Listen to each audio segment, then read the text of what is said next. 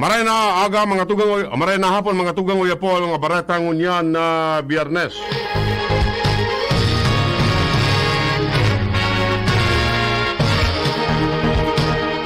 Mga barata maruluwas sa aga sa mga dyaryo nasyonal.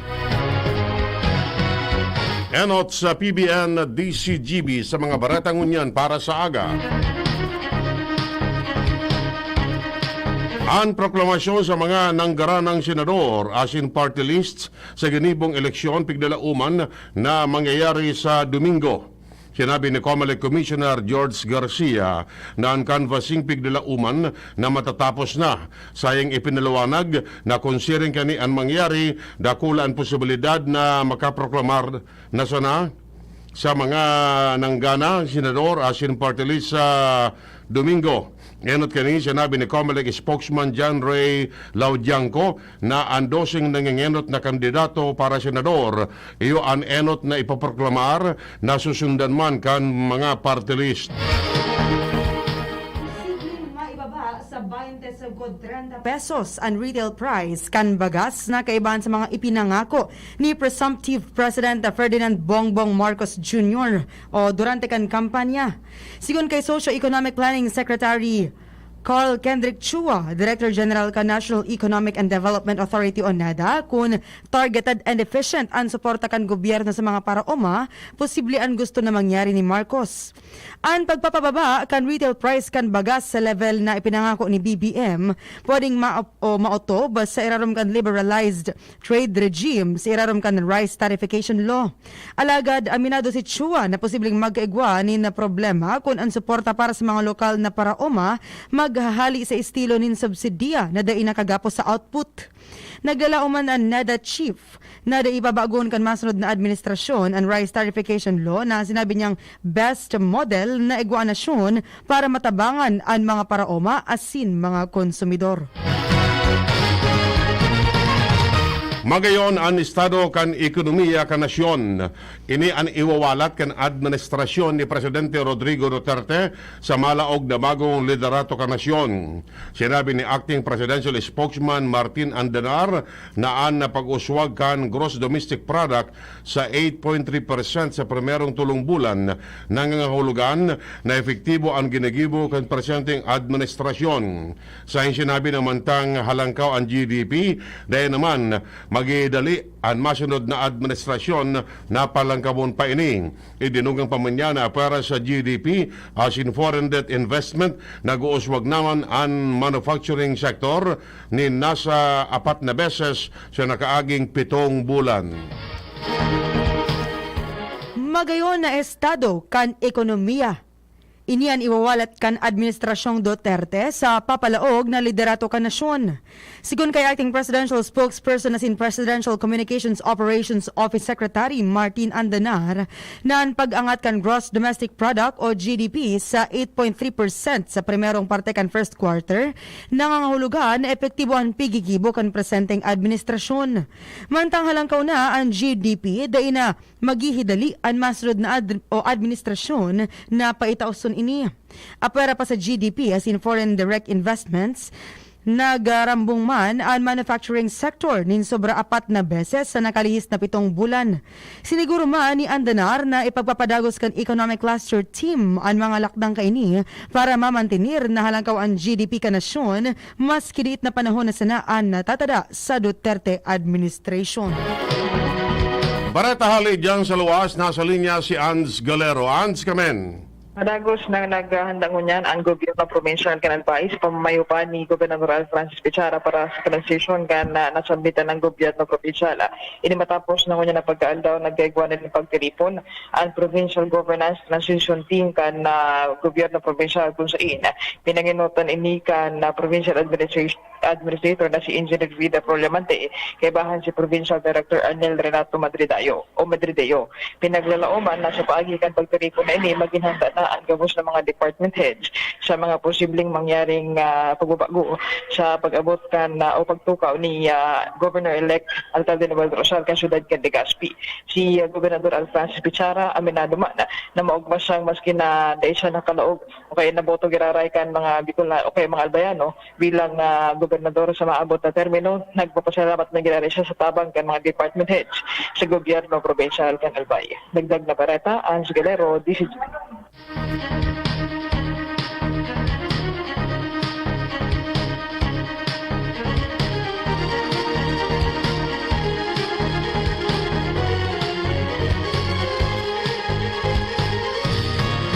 Kaipuan ka nangingenot na kandidato para presidente na si dating Senador Bongbong Marcos na simbagan ang inflation asin underemployment sa lindong kan sa iyang administrasyon.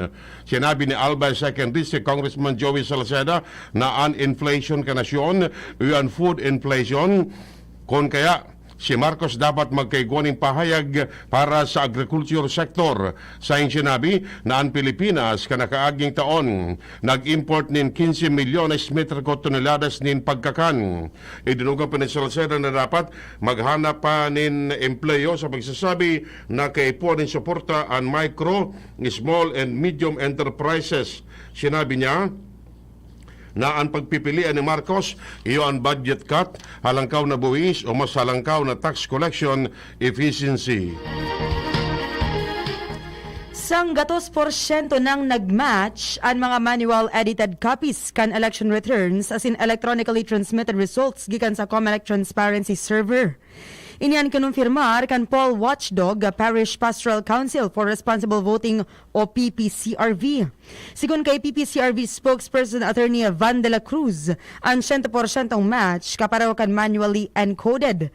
16,820 o 15% kan kabilugan na total election returns o ERs.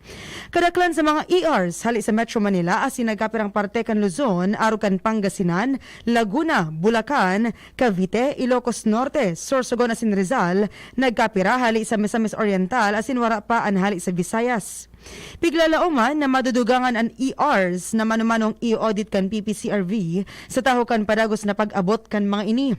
Sagod kasuhapon, uminabot na sa 24,640 na kopya nin election returns o 22.86% kan total na resibi kan Paul Watchdog.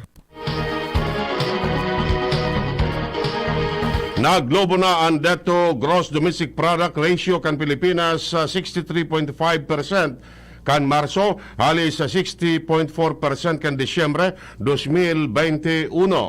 Ini ang pinakahalangkaw poon kan 2015 kan magpakol ang debt ratio sa 65.7%. Bago na pa magkaigwan ng pandemya, minakawat man sa naini sa 40%. Nakalambas ini sa international debt to GDP threshold na 60.4%. Sakod sa pagtapos kan Marso, suminampa na ang utang kan nasyon sa 1.2 trilyones pesos dalan sa kinakaipuan na fundo kan gobyerno sa pandemic response asin build program kan administrasyon ni Presidente Rodrigo Duterte. Inabisuhan kan Commission on Elections o COMELEC ang publiko na iwasan ang pagpapalakop nin mga peke na impormasyon sa social media may kinaaraman sa nangyaring eleksyon. Sigon kay Commissioner George Garcia, may magkakanigong penalidad ang sarong individual na nagpapalakop nin sala na impormasyon sa gabos na social media platforms. Sinabi ni Garcia na dapat maging maingat ang publiko sa pagpapalakop kan mga barata na may kinaaraman sa kredibilidad asin integridad kan proseso nin mga naraot na vote counting machines asin mga problema sa mga balota. Base sa Section 50 kan Omnibus Election Code, ang CIC man na gumibunin misrepresentation o panlalansi sa publiko sarong election offense asin may padusang pagkakakulong poon sarong taon sagkod 6 na taon. Matapos mapakaray na mailatag ang administrasyon ni Presidente Rodrigo Duterte ang energy agenda kini, kaya iba na ang may kinaraman sa nuclear energy, konbinsido ang Department of Energy na mas makusog pa ini sa lindong kan administrasyon ni presumidong Presidente Bongbong Marcos. Sinabi man ni Energy Undersecretary Gerardo Erquisa na pigdalauman nindang tututukan kan masunod na liderato kan nasyon ang paggamit ng alternative energy sources asin sa kini nuclear energy. Sayang ipinaliwanag na ang constant factors kan energy plan base sa security, reliability, sustainability, affordability asin global direction sa clean energy asin decarbonization. Pinugol mo na kan COMELEC ang pagbayad sa Smartmatic dahil sa kadakol na aberya sa mga vote counting machines sa natatapos pa sa ng May 9 national as in local elections.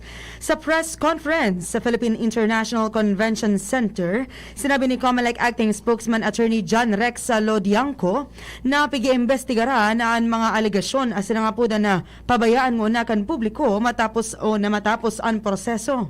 Sigon kay Lodianco, kay puan halaton mo na ang resulta kan investigasyon na ipag-orden kan NBank kung mabablacklist kan poll body and Smartmatic. Igwaman in regulasyon kung paano madidiskwalipikar ang sarong kontraktor sa irarom kan Government Procurement Act na dapat sunodon. Enot nang sinabi ni COMELEC Commissioner George Garcia na dainan ninda gagamiton ang mga VCM kan Smartmatic sa 2025 midterm elections dahil sa pagiging luma na kaini asin manlain-lain na aberyang inabot kan Lunes, Mayo 9.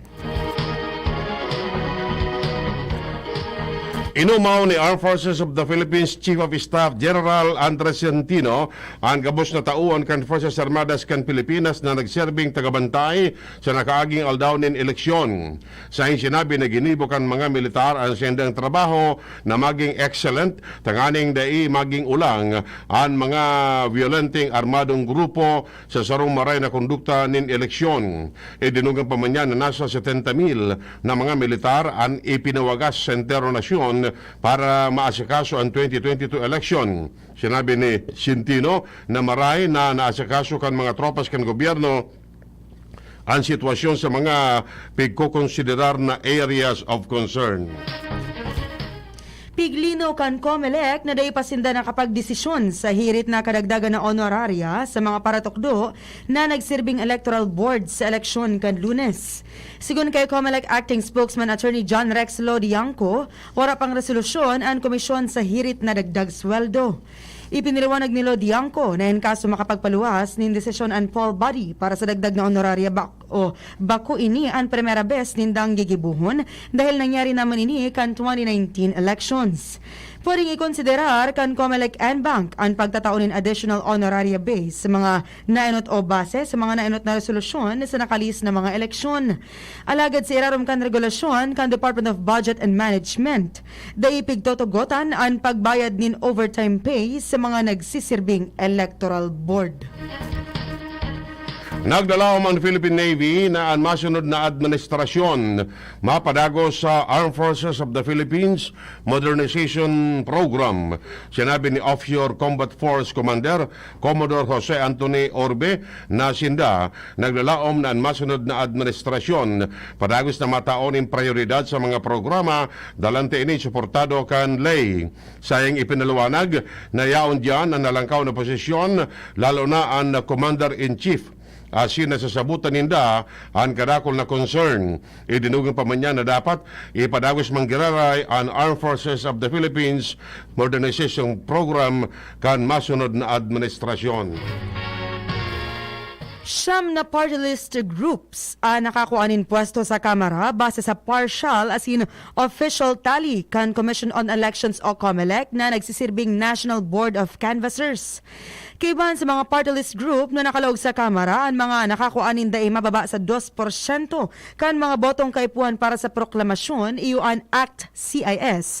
Ako Bicol, One Rider Party o party list, 4-piece ang probinsyano, Sagip, Sibak, ako Bisaya asin probinsyano ako. Sosog sa lay, dapat makakuanin dai mababa sa 2% kan kabilugan ng mga boto ang sarong party list group para magkaigwanin maski sarong pwesto sa Kamara. Ang mga masobra man in 2% threshold matatawanin na kadagdagan na pwersol na kapareho kan o pwesto nakapareho ka na kabilugan na boto alagad, di pwedeng magsobra sa tulo kada manggaganang party list group. May aras tanto, dagdag na barata ulit dyan si Luwens Barcena. Luwens, kamen. Mga pudan man giraray si Albay Police Provincial Office o Albay PPO Provincial Director Police Colonel Byron Tabernilla.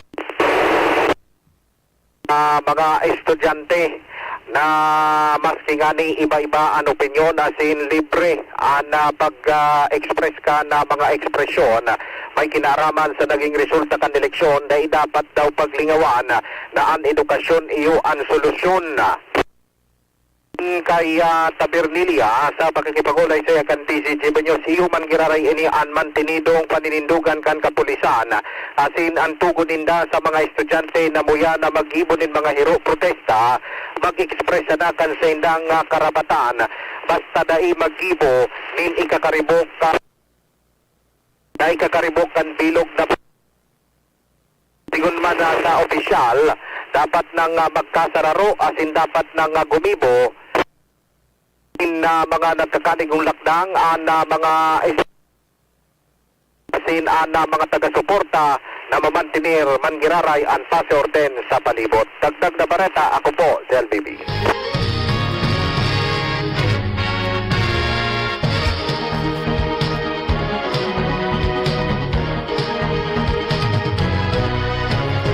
Ang campaign manager kan presumidong presidente Bongbong Marcos na si Binhor Abalos, iyo ang pigdalauman na magkapot sa renda kan Department of Interior and Local Government. Inang pahayag ni Abogado Vic Rodriguez sa kapagtaram ni Marcos sa pagsasabi na si Abalos ang nanominar na maging DILG Secretary mantang inako naman kanian hagiat. Si Abalos enot nang nagserbi bilang pamayokan ng Metro Manila Development Authority sa administrasyon ni Presidente Rodrigo Duterte alagad nagdimitir tanganing maging campaign manager ni Marcos.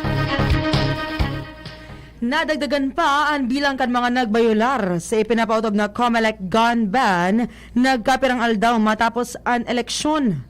Base sa datos kan PNP Command Center, nagitaas na sa 3,325 ang kabilugan ng numero kan mga nadakop na nagsuhay sa gun ban. Sa nasabing numero, 23 ang mga pulis, 22 ang soldados, 60 ang mga sekyu, asin 3,104 ang mga sibilyan. Suminakat naman sa 2,513 ang totalmenteng bilang kan mga nakumpiskar na armas na kinabibilangan ng 2,125 small firearms, 84 na light weapons, asin 143 na replika. Mantang puminakol na sa sobra 1,000 ang mga nakumpiskar na deadly weapons, 1,171 kay banadigdian 1,040 na bladed weapons, 131 explosives asin 15,709 ammunitions o bala. Nanganot pa man giraray ang Metro Manila sa may pinakadakol na nadakop na nagsuway sa gun ban na matapos umabot sa 1,160.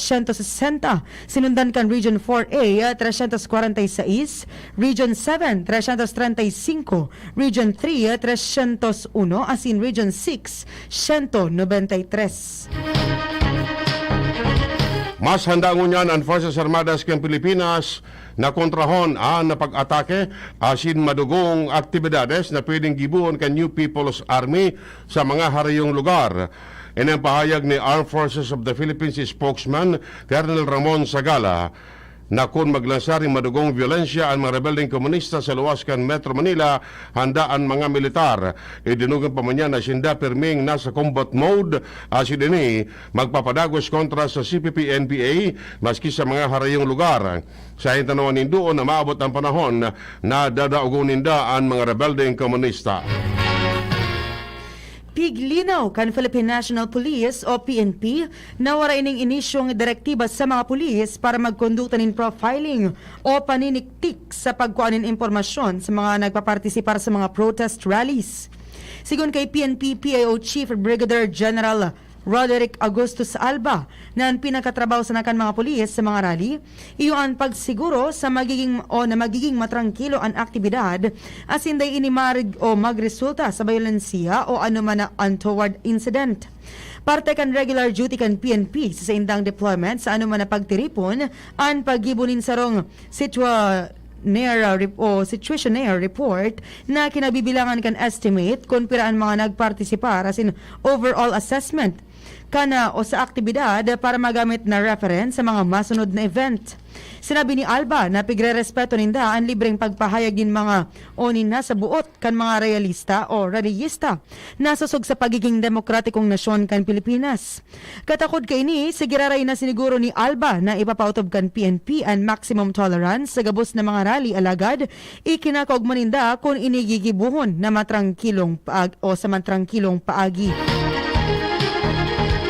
Parehong siniguro ni the PNP spokesperson Colonel Jean Fajardo as in Armed Forces of the Philippines spokesman Colonel Ramon Sagala na ipapasunod kan mga pulis as in militar ang maximum tolerance sa mga rallyista sa Philippine International Convention Center.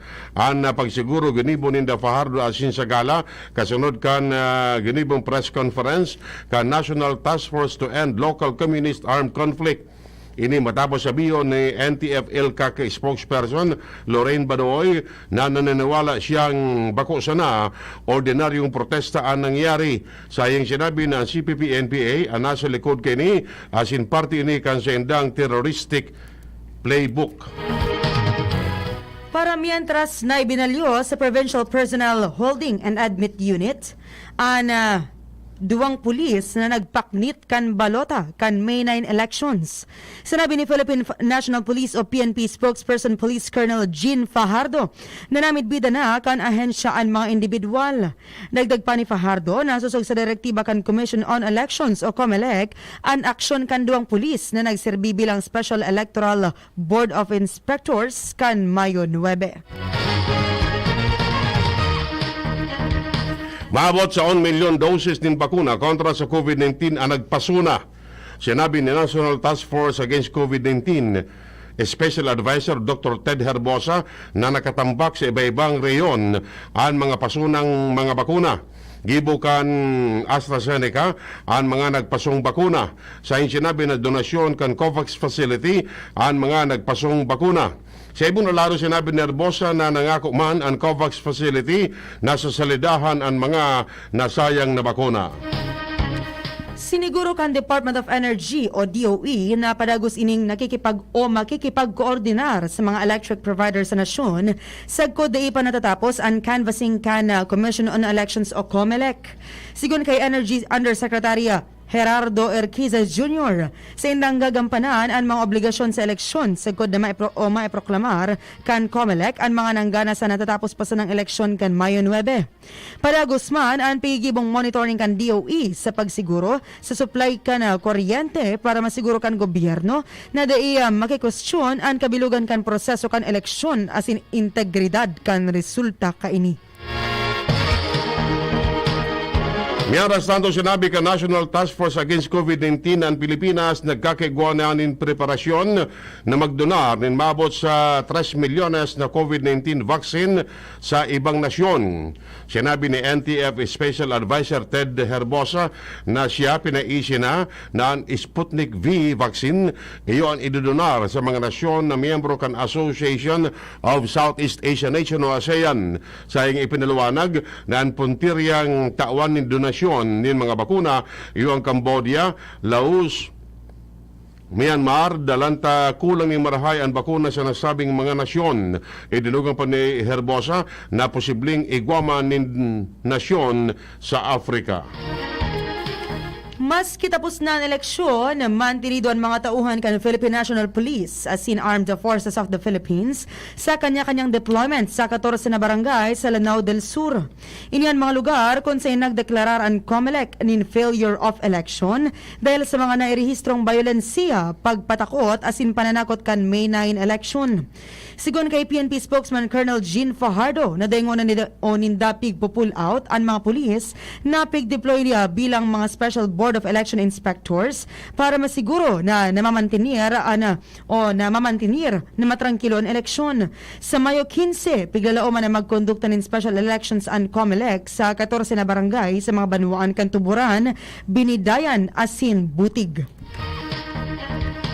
Natino kan pamayo kan National Intelligence Coordinating Agency ang mga espersos nin sarong lokal na publishing house nagibu na madaling ma-access kan mga aki ang mga informasyon sa martial law bilang pakana kan mga komunista na red tag ni NICA Director General Alex Paul Monteagudo ang Adarna House of Publishing na nagsasabing ang espersos kini na magpabakal nin mga manok o nin mga book bundle sa brutal na diktadura ni dating Presidente Ferdinand Marcos, parte ka na plano kaining i-radicalize ang mga aking Pinoy kontra sa gobyerno. Daipang final na schedule para sa special elections nagigibon sa 14 barangay sa probinsya kan Lanao del Sur.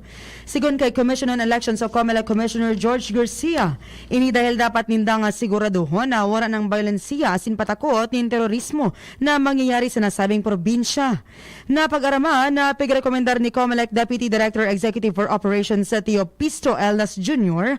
ang pagkondukta ng special elections sa nasabing bilang nin mga barangay nagikan sa Banwaan kan Tubaran, Binidayan asin Butig, Lanao del Sur.